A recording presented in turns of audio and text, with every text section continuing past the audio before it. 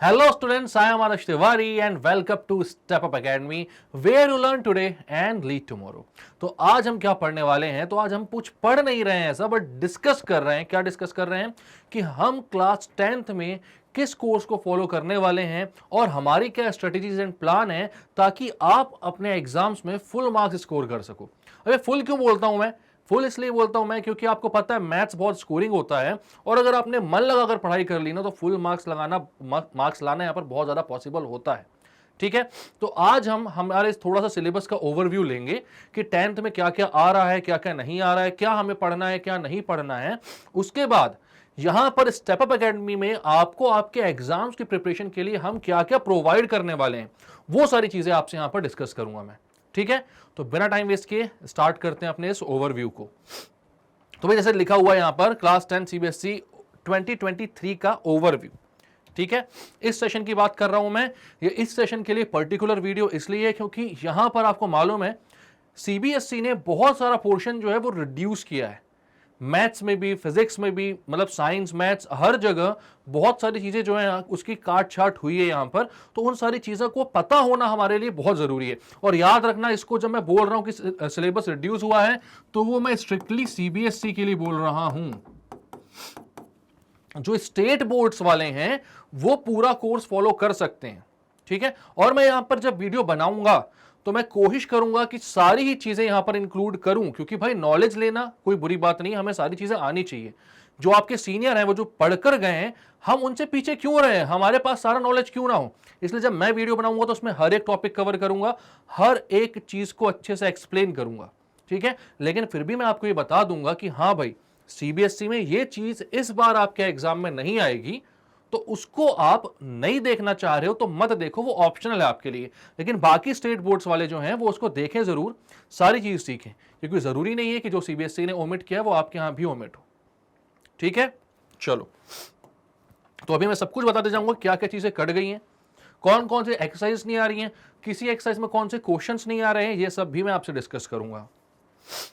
तो सबसे पहले थोड़ा सा हम यहां पर देख लें कि हमारे पास यूनिट कौन कौन सी हैं और मार्किंग स्कीम कैसे होने वाली है हमारे 10th बोर्ड एग्जाम की। तो सबसे पहले यूनिट, जो भाई यूनिट कितनी यहां पर देख लो तो 1 से लेकर 7 तक 7 यूनिट है, सबके अलग अलग मार्क्स हैं यहां पर। ठीक है, अब इन यूनिट्स में अलग अलग नंबर ऑफ चैप्टर्स होते हैं, उन चैप्टर्स के अकॉर्डिंग ही किसी यूनिट का वेटेज ज्यादा होता है और किसी यूनिट का वेटेज कम होता है। ठीक है, अब नंबर सिस्टम जो पहला चैप्टर है वो कितने नंबर का आ रहा है भाई? वो 6 मार्क्स का आता है। कौन से चैप्टर मिलते हैं इसमें? Real numbers. आपको मालूम है रियल नंबर्स कैसा होता है, कितना इजी होता है, और उसमें से भी अभी पोर्शन कुछ रिड्यूस हुआ है तो और ज्यादा इजी हो गया है। ठीक है, तो ये 6 मार्क्स का आ रहा है। इसके बाद अलजेब्रा, बहुत सारे चैप्टर्स आते हैं, पॉलिनोमियल्स आ जाएगा, इसमें पेयर ऑफ लीनियर इक्वेशन आ जाएगा, क्वाड्रेटिक इक्वेशन आ जाएगा। अब 3-3 4-4 चैप्टर आ रहे हैं जब यहां पर, तो कितने मार्क्स का होगा? मार्क्स भी ज्यादा होंगे। तो कितने मार्क्स का आ रहा है? ये 20 मार्क्स का आ रहा है। ठीक है, इसके बाद कोऑर्डिनेट ज्योमेट्री, कोऑर्डिनेट ज्योमेट्री जो कि बहुत स्कोरिंग होता है, हमें बहुत अच्छा लगता है भाई, पॉइंट से पॉइंट, बिंदु से बिंदु मिलाना है, नंबर पूरे आ जाना है। तो कोऑर्डिनेट ज्योमेट्री यहां पर कितने मार्क्स का आता है? तो वो 6 मार्क्स का आता है। ठीक है, इसके बाद ज्योमेट्री, ज्योमेट्री जो पोर्शन है, मैक्सिमम स्टूडेंट्स को क्लास 10th में ज्योमेट्री वाला पोर्शन ही सबसे ज्यादा परेशान करता है।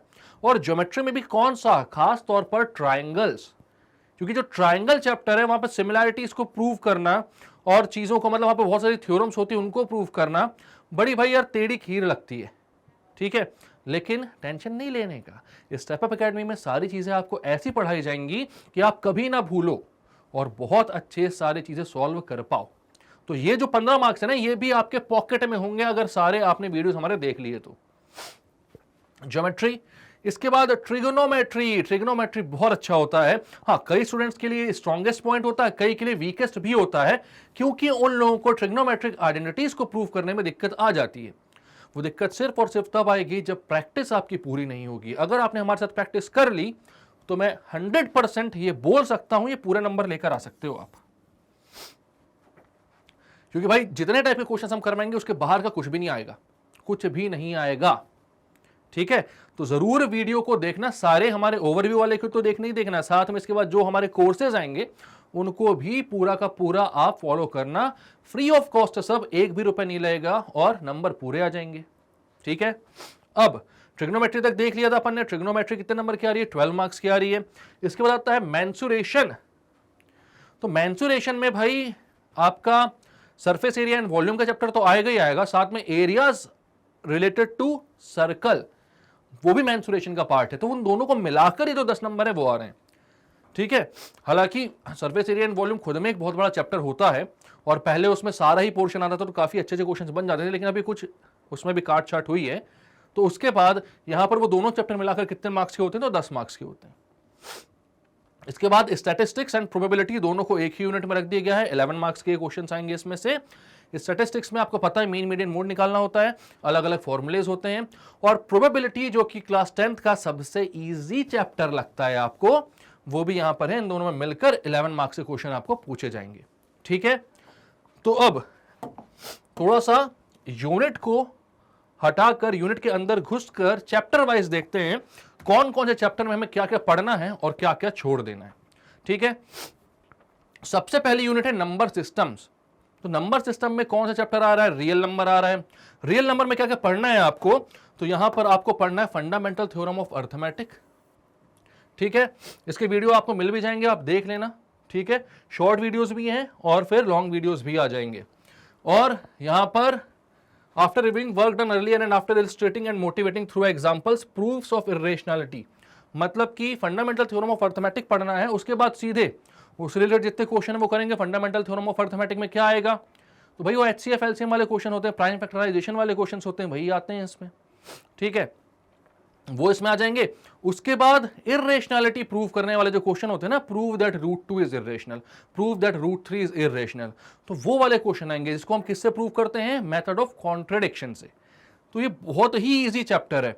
ये 2 टॉपिक्स आपने कर लिए जो कि बहुत आसान टॉपिक्स होते हैं, बचपन से पढ़ते हुए आ रहे हैं हम। ये इस टाइप के टॉपिक आपने क्लास 8th में भी पढ़े होंगे, ठीक है। और सोचो इसके लिए आपको कितने मार्क्स मिल रहे हैं? 6 नंबर एकदम पके पकाए बैठे हैं। तो इस चैप्टर को अगर आपने कर लिया तो ये बहुत इजीली आपको 6 मार्क्स मिल जाएंगे, ठीक है। अब इसमें से कौन कौन से पोर्शन ऐसे हैं जो सीबीएसई ने इस सेशन के लिए हटा दिए हैं, और वो डिलीटेड पोर्शंस हैं आपके यूक्लिड्स डिवीजन लेमा और finding terminating and non terminating decimal expansion. मतलब कि ये डिवाइड करके फाइंड करने वाला नहीं है। इसमें कैसे फाइंड कर रहे हैं हम? इसमें हम वो होता है ना भाई कि इसमें इसके प्राइम फैक्टराइजेशन करके हम देखते हैं कि इसके 2 की पावर आ रही है, 5 की पावर आ रही है डिवीजन में, तो फिर वो कैसा होगा? टर्मिनेटिंग डेसिमल एक्सपेंशन देगा, वरना नहीं देगा। विदाउट एक्चुअली डिवाइडिंग ये पता करना कि कौन सा फ्रैक्शन जो है वो टर्मिनेटिंग डेसिमल एक्सपेंशन देगा और कौन सा फ्रैक्शन जो है वो नॉन टर्मिनेटिंग डेसिमल एक्सपेंशन देगा, वो वाले जो क्वेश्चंस हैं वो यहां पर नहीं आने वाले हैं, ठीक है। तो ये दोनों ही पोर्शन आपके कट गए हैं। अब ये दोनों कट गए हैं तो भाई कंफ्यूजन ये होती है कि यार जब एनसीईआरटी की बुक हम निकाल रहे हैं तो कौन सी एक्सरसाइज करें और कौन सी एक्सरसाइज को छोड़ दें। तो उसका भी सॉल्यूशन आपके लिए मैं लेके आया हूं, चिंता मत करो बिल्कुल भी। तो जो एक्सरसाइज 1.1 है ये पूरी तरीके से आप छोड़ सकते हो। क्यों छोड़ सकते हो? क्योंकि यहां पर लिखा गया है use Euclid's division algorithm to find HCF, ठीक है। अब यूक्लिड्स डिवीजन एल्गोरिथम आ ही नहीं रहा है, जब वो आ नहीं रहा है तो उससे HCF कोई नहीं निकालेगा। लेकिन हाँ ये याद रखना कि भाई इसका HCF निकालने को आपको आ सकता है, but not by Euclid's division algorithm but by prime factorisation method, जो कि आगे है फंडामेंटल थ्योरम ऑफ अर्थमेटिक के बाद। तो ये क्वेश्चंस अभी भी आपसे पूछे जा सकते हैं, ठीक है। ये वाले तो नहीं पूछे जाएंगे भाई, इसमें तो आपको क्या है, पूरा का पूरा यूक्लिड्स डिवीजन लेमा ही है, ये पूछे जा सकते हैं। बट इसमें भी HCF और LCM निकालना है और उसमें यूक्लिड्स डिवीजन एल्गोरिथम का यूज नहीं करना है, ठीक है। तो आप इस एक्सरसाइज को पूरी तरीके से काट सकते हो क्योंकि इसमें क्या है, यूक्लिड्स डिवीजन एल्गोरिथम का यूज हो रहा है, ठीक है। बट यहां पर बात ऐसी है कि ये क्वेश्चंस अगर आपको देखने को मिले तो आप उसको सॉल्व कर सकते हो। और कैसे करोगे? तो bye fundamental theorem of arithmetic. तो HCF LCM निकालना आ सकता है और उससे हम फेमिलियर हैं, ठीक है। तो इस एक्सरसाइज को कट कर देना। इसके बाद एक्सरसाइज 1.4 क्या बोल रहा है यहां पर? Without actually performing the long division method state whether the following rational number will have terminating decimal expansion और नॉन टर्मिनेटिंग डेसिमल एक्सपेंशन। तो यहां पर भी क्या बोल रहा है भाई? 17/8 है। तो यहां पर आप देखते हो भाई 8 जो है उसका प्राइम फैक्टराइजेशन करोगे 2 की पावर 3 आएगा, मतलब ये क्या देगा? टर्मिनेटिंग डेसिमल एक्सपेंशन देगा। टर्मिनेटिंग डेसिमल एक्सपेंशन क्या होता था? तो 2 की पावर m और 5 की पावर n अगर आ जाते हैं, उसके अलावा कोई नहीं आता है आपके प्राइम फैक्टराइजेशन में, तो वो टर्मिनेटिंग डेसिमल एक्सपेंशन देता है। तो ये सब हमें जानने की जरूरत नहीं है, क्योंकि ये वाला जो चैप्टर है इस बार नहीं आ रहा है, लेकिन मैं फिर भी सब कुछ कवर करूंगा जब मैं ये चैप्टर्स को पढ़ाऊंगा, क्योंकि कई सारे स्टेट बोर्ड्स हैं जहां पर ये चीजें हटी नहीं है, तो उनके एग्जाम में हो सकता है कि आ जाए। और हम जब सोचते हैं तो सबका सोचते हैं, तो सब आराम से पढ़ो। और आपके लिए भी ऐसी बात खास है भाई जो सीबीएसई के स्टूडेंट्स है, क्योंकि नॉलेज जो है कितना भी गेन कर लो, कोई खराब बात तो होती नहीं है, जितना नॉलेज गेन करोगे उतना अच्छा है। तो सारी चीजें पढ़कर चलो, ठीक है। अब यूनिट 2 पर आ जाते हैं, अलजेब्रा में, जिसका चैप्टर नंबर 1 क्या है, पॉलिनोमियल्स। पॉलिनोमियल्स में जीरोस ऑफ अ पॉलिनोमियल आ रहा है, relationship between zeros and coefficients of quadratic polynomial आ रहा है, ये सारी चीजें आ रही हैं, ठीक है। जीरोस निकालना पॉलिनोमियल के कैसे होता है, ये सब आ रहा है।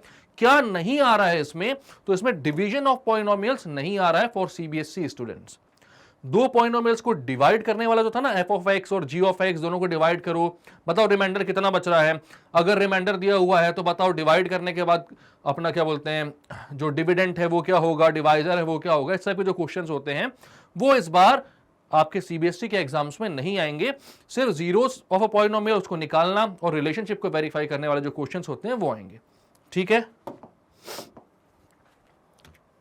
कौन सी एक्सरसाइज नहीं आएगी, तो एक्सरसाइज 2.3 को आप पूरी तरीके से कट कर सकते हो, क्योंकि ये जो पूरी एक्सरसाइज है ये डिवीजन वाली ही है, ठीक है। यहां पर आपको डिवाइड करना है, आंसर निकालना है, तो ये सारी चीजें हम पहले से करते हुए आए हैं। 10th में क्यों करें दोबारा, तो इस चक्कर में सीबीएसई वालों ने सोचा कि भाई हटा दो, इस बार 23 का जो एग्जाम है हम इनके बिना ही ले लेंगे। और एक्सरसाइज 2.4 जो है, जो कि ऑप्शनल एक्सरसाइज होती है, जनरली स्कूलों में करवाई भी नहीं जाती है ये, लेकिन हाँ आपने देखा कि एग्जाम में इससे भी क्वेश्चंस जो है वो निकल कर आ जाते हैं, एग्जाम में इससे भी क्वेश्चंस आ जाते हैं।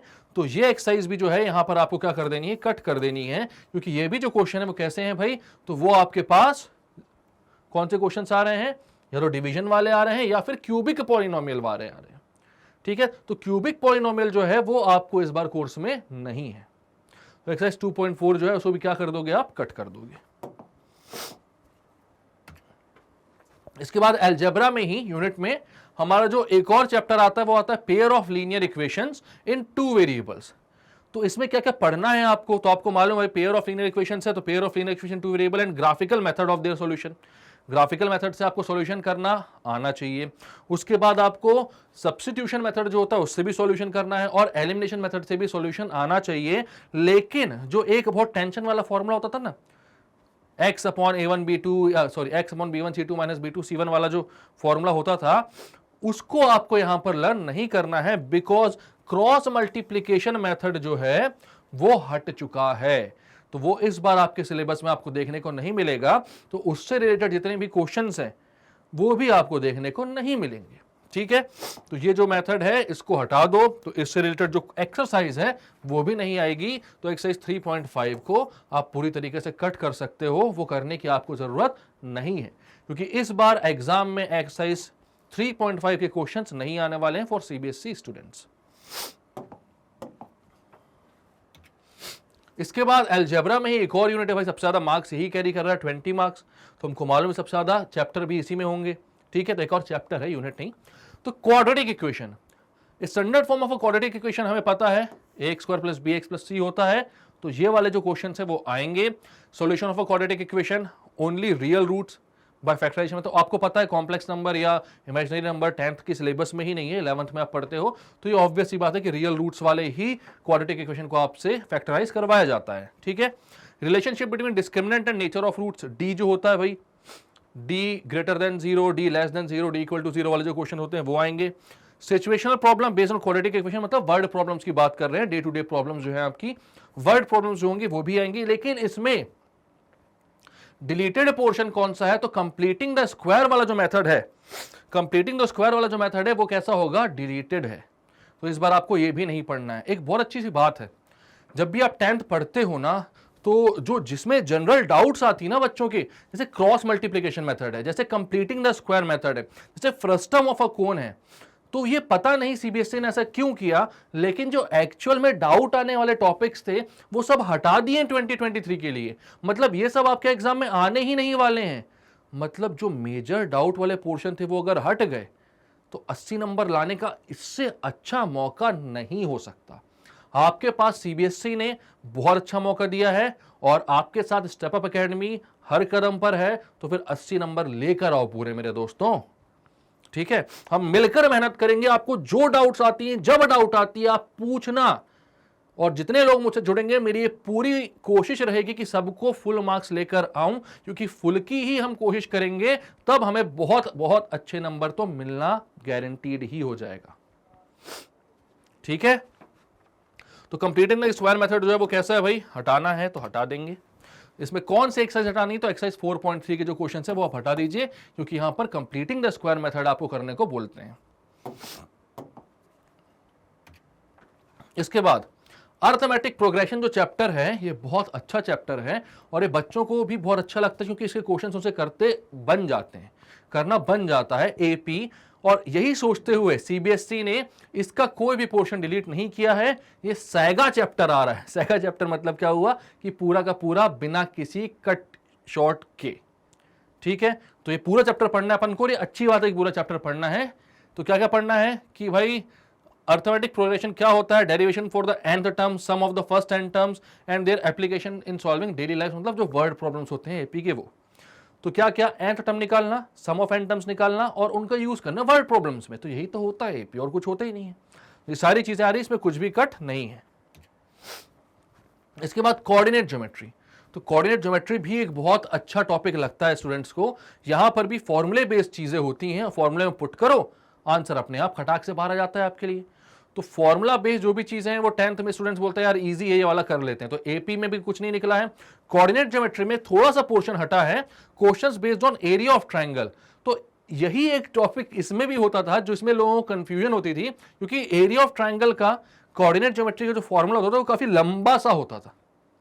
ठीक है, तो उस लंबे से फॉर्मूले को याद करने में जो दिक्कत होती थी बच्चों को, उस दिक्कत को हटाने के लिए सीबीएसई ने उस दिक्कत को ही हटा दिया। मतलब कि उस दिक्कत की जड़ क्या थी, एरियाज वाला जो अपना फॉर्मूला है वो, तो उस टॉपिक को ही हटा दिया। ठीक है, तो question based on area of triangle नहीं आएंगे। तो क्या क्या आएगा भाई, graphs of linear equations, distance formula, section formula, वो भी सिर्फ इंटरनल डिवीजन। याद रखना, कई सारे लोग आपको एक्सटर्नल डिवीजन के क्वेश्चन करवाएंगे सिर्फ झांकी देने के लिए, लेकिन यहां पर स्पेसिफिकली लिखा हुआ है कि इंटरनल डिवीजन ही आएगा। मतलब दो लाइंस के बीच में जब पॉइंट होता है डिवाइड करने वाला, x1 और x2 के बीच में दो पॉइंट है डिवाइड करने वाला x, तो ये इंटरनल डिवीजन कहलाता है। वो वाला नहीं जहां पे पॉइंट ही डिवाइड करने वाला बाहर हो जाए लाइन के। एक्सटर्नल डिवीजन वाला पॉइंट यहां पर नहीं आएगा। तो नॉर्मल जो होता है ना सेक्शन फॉर्मूला, वो यहां पर पढ़ना है। ठीक है, इसके कारण कौन सी एक्सरसाइज कट रही है, तो एक्सरसाइज नंबर 7.3 जो है वो आप काट सकते हो। ये नहीं आएगा क्योंकि इसमें आपको एरिया ऑफ ट्रायंगल निकालना था। ठीक है, या फिर एरिया ऑफ ट्रायंगल गिवन हुआ है तो किसी कांस्टेंट की वैल्यू निकालनी थी। तो यहां पर क्वेश्चंस एरिया ऑफ ट्रायंगल से रिलेटेड हैं जो कि नहीं आ रहे हैं, तो इनको आप कैंसल आउट कर सकते हो। 7.4 में भी ऑप्शनल जो एक्सरसाइज है उसमें 2, 4 और 6 तीन ऐसे क्वेश्चंस हैं जिसमें आपको एरिया ऑफ ट्रायंगल निकालना है। तो इन तीनों ही क्वेश्चंस को आपको पढ़ने की जरूरत नहीं है, क्योंकि सीबीएसई ने इस बार इन एरिया ऑफ ट्रायंगल्स को हटाया, तो ये क्वेश्चंस भी अपने आप हट गए। ठीक है, तो इतनी सारी चीजें आपके लिए छोटी होते जा रही हैं। तो आई होप कि अगर आपने तैयारी अभी तक नहीं भी स्टार्ट की है और आपको लग रहा है कि काफी देर हो चुकी है, तो अभी भी स्टार्ट करके अभी भी फुल मार्क्स को एम कर सकते हो। अभी भी देरी नहीं हुई है। ठीक है, चलो इसके बाद ज्योमेट्री पोर्शन में ट्रायंगल चैप्टर आ रहा है। ट्रायंगल्स में अब ट्रायंगल जो है ना चैप्टर थोड़ा सा पहले का है। ठीक है, वो पहले का है और आपका कोऑर्डिनेट ज्योमेट्री बाद में आएगा। लेकिन हाँ ठीक है, यहां पर अपन यूनिट वाइज पढ़ रहे हैं, तो यूनिट वाइज पढ़ रहे हैं। ज्योमेट्री के पोर्शन में ट्रायंगल आता है। तो ट्रायंगल्स में क्या क्या आ रहा है, तो definition, example, counter example of similar triangles.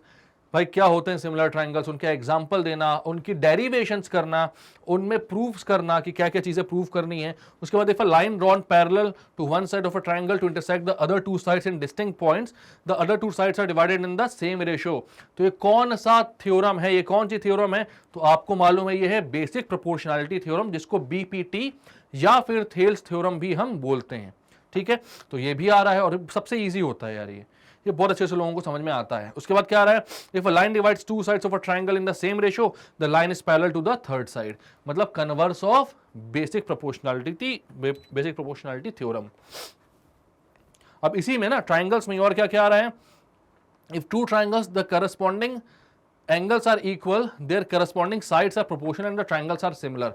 मतलब जो सिमिलैरिटीज होती है ना, ए सिमिलैरिटी हो गई, ए सिमिलैरिटी हो गई, ट्रिपल एस सिमिलैरिटी हो गई, साइड्स रेशियो में है अगर सारे ट्राइंगल्स के तो सिमिलर हो जाएंगे ट्राइंगल, तो वो सारी जो है भाई अपनी सिमिलैरिटीज की बात कर रहे हैं। दो साइड उनके बीच वाला एंगल इक्वल है, मतलब दो साइड प्रोपोर्शनल है और उनके बीच वाला एंगल इक्वल है, तो ऐसे सिमिलैरिटी जो है वो भी यहां पर लग जाएगी। ठीक है, if the corresponding sides of two triangles are proportional their corresponding angles are equal and the two triangles are similar.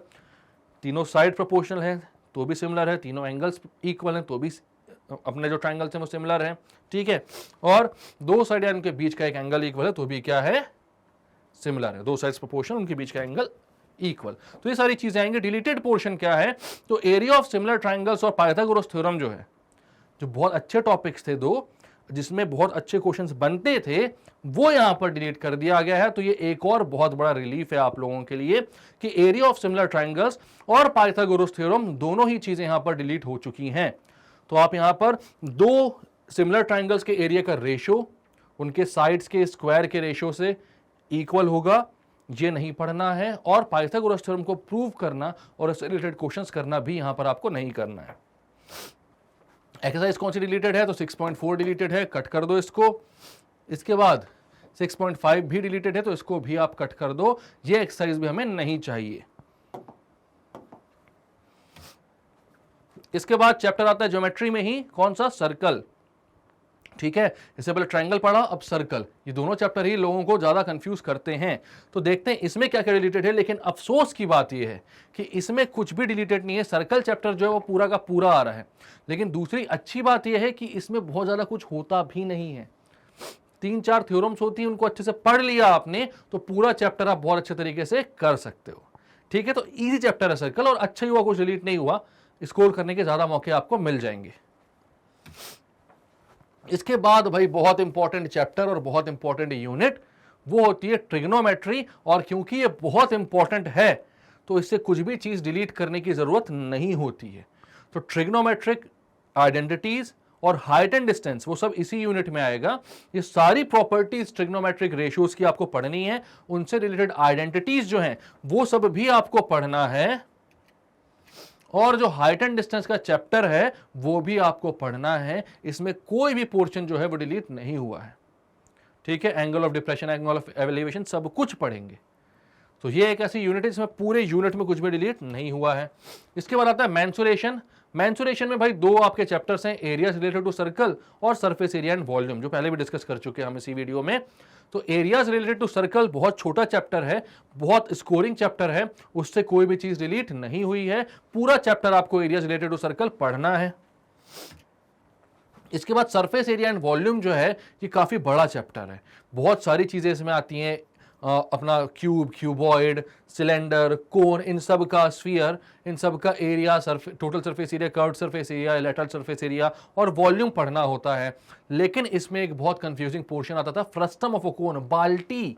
जब कोन को हम बेस के पैरेलल किसी प्लेन से कट कर दें तो जो ये बाल्टी बनती है, इसका जो वॉल्यूम और एरिया का फॉर्मूला होता था वो थोड़ा सा कंफ्यूजिंग होता था, और इसकी डेरिवेशन भी आती थी, और इसकी डेरिवेशन भी जो है वो भी थोड़ी सी कंफ्यूजिंग होती थी।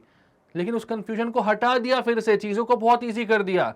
जो टॉपर्स और एवरेज स्टूडेंट के बीच के जो डिफरेंस था ना, वो सीबीएसई ने ऐसे ही मिटा दिया, क्योंकि जो कॉम्प्लिकेटेड चीजें आ सकती थी उनको उन्होंने काट ही दिया, आ ही नहीं रहे एग्जाम में। तो अब सबके सब फुल मार्क्स ला सकते हैं थोड़ी सी मेहनत करके। तो भाई ये वाली जो एक्सरसाइज 13.4 फ्रस्टम से रिलेटेड है, तो ये पूरी कट गई है, तो आपको ये भी पढ़ना नहीं है, इसको कैंसिल कर देना बिल्कुल। ठीक है, तो चलते हैं आगे। अब आती है अपनी लास्ट यूनिट, जिसमें स्टैटिस्टिक्स एंड प्रोबेबिलिटी दोनों चैप्टर्स आते हैं। तो पहला चैप्टर है स्टैटिस्टिक्स, आपको पता है मीन, मीडियन, मोड निकालना है उसमें। फॉर्मूला बेस्ड चैप्टर है, बहुत आसान चैप्टर है, बहुत आराम से सब कुछ आप इसमें से कर सकते हो, ज्यादा टेंशन लेने की जरूरत नहीं है। और इसमें से भी जो टेंशन लेने वाला पार्ट है वो हट गया है, सीबीएसई ने हटा दिया। इस बार वो एग्जाम में इससे क्वेश्चन नहीं पूछेंगे। कौन से? Graphical representation of data using ogive. ठीक है, तो इसके जो ग्राफिकल रिप्रेजेंटेशन वाले होते थे ना, पहले लेस देन वाला आप पूरा डेटा बनाओ या मोर देन वाला बनाओ, क्यूमुलेटिव फ्रीक्वेंसी वाला, फिर उन पॉइंट्स को आप प्लॉट करो और फिर लेस देन हो जाए, मोर देन हो जाए, वैसा कुछ कुछ बनाओ। वो जो पूरा पोर्शन है वो हट चुका है, तो वो आपको नहीं करना है। नहीं करना है मतलब कि क्या नहीं करना है, तो एक्सरसाइज नंबर 14.4 जो है उसको आप कट कर देना, उसमें ग्राफिकल रिप्रेजेंटेशन है और उसको आपको नहीं करना है। अब आती है प्रोबेबिलिटी। तो प्रोबेबिलिटी जो है वो बहुत आसान चैप्टर है और दिल पे हाथ रखकर बताना आप लोग कि क्या इस चैप्टर में से कुछ भी चीज को कट करना चाहिए था, हटाना चाहिए था। आप बोलोगे बिल्कुल नहीं, बहुत आसान चैप्टर है, पूरा का पूरा आए तो अच्छे नंबर हम ला सकते हैं। तो वैसा ही सोचा सीबीएसई ने, इससे कुछ भी डिलीट उन्होंने नहीं किया है। ये पूरा चैप्टर आ रहा है, साबुत चैप्टर है, सैगा चैप्टर आएगा, आराम से पढ़ना। ठीक है, तो अब हमारा टीचिंग प्लान, हम कैसे पढ़ाएंगे आपको, आपको क्या क्या कोर्सेज यहां पर मिलेंगे हमारे थ्रू, जिसके थ्रू आप प्रैक्टिस करके एग्जाम में फुल मार्क्स ला सकते हो, वो हम डिस्कस करते हैं। ठीक है, तो सबसे पहले हम आपको क्या देंगे, तो हम देंगे 1 short videos for every chapter. ठीक है, क्योंकि एग्जाम आने वाले ज्यादा टाइम है नहीं हमारे पास। ठीक है, तो एक ही वीडियो में हम पूरा चैप्टर आपको समझा देंगे। हर चैप्टर के 1 शॉर्ट वीडियोस बनेंगे जहां पर डिटेल में हम एक एक टॉपिक पढ़ेंगे और उससे रिलेटेड क्वेश्चंस भी करते जाएंगे। तो एक वीडियो को देखने के बाद एक चैप्टर आपके लिए पूरा का पूरा क्लियर हो जाएगा, कोई दिक्कत कोई परेशानी उसके बाद नहीं बचेगी। ऐसे एक नंबर 1 शॉट्स हम लोग बनाएंगे। ठीक है, इसके बाद क्या, तो इसके बाद 100 एमसीक्यूज फॉर एवरी चैप्टर। तो हर चैप्टर के लिए हम 100 एमसीक्यूज प्लान कर रहे हैं और उन एमसीक्यूज को सॉल्व करवाएंगे आपसे, ताकि जो ऑब्जेक्टिव टाइप क्वेश्चंस आपके एग्जाम में आए वो भी आपसे बन सके बहुत आसानी से।